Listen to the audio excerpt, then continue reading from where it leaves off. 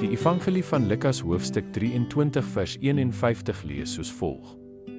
Hy het nie met hulle raad en handelwyse saamgestem nie. Van Arimathea, 'n stad van die Jode, wat ook self die koninkryk van God verwag het. Welkom by Geloofspad.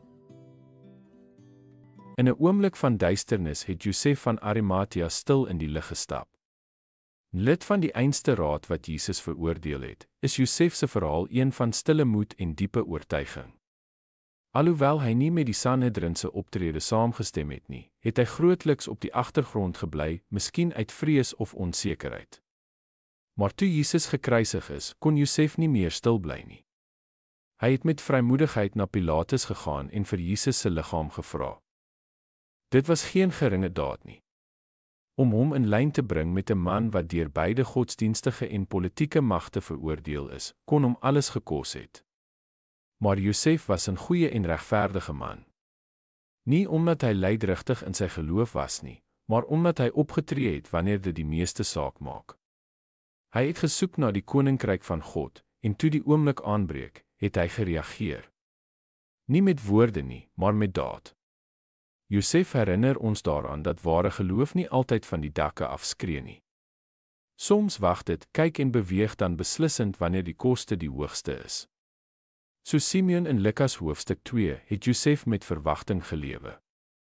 Beide mans is regverdig genoem, nie vir hul openbare status nie, maar vir hul innerlike geloof en wakende hoop op God se verlossing. Soos die Sabbat nader gekom het, selfs te midde van droefheid, het Josef vinnig opgetree om Christus te eer. Hy het gewys dat rou ons nie van toewyding verskoon nie.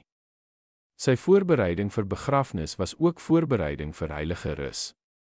'n Herinnering dat ons selfs in droefheid geroep word om God met ywer en eerbied te eer. Laat ons, soos Josef, mense wees wat moet skep wanneer dit tel.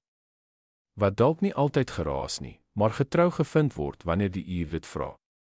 Of dit nou in die openbaar of in stil uithoeke van die lewe is, mag ons gereed wees om saam met Christus te staan, selfs wanneer die koste hoog is.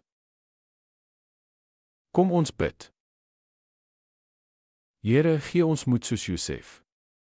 Leer ons om in stille getrouheid te wandel, gereed om in vrymoedige gehoorsaamheid op te tree wanneer U roep. Help ons om ons harte voor te berei om U te eer, in hartseer en vreugde, in stilte en in aksie. Mag ons elke dag leef op soek na U koninkryk. Amen.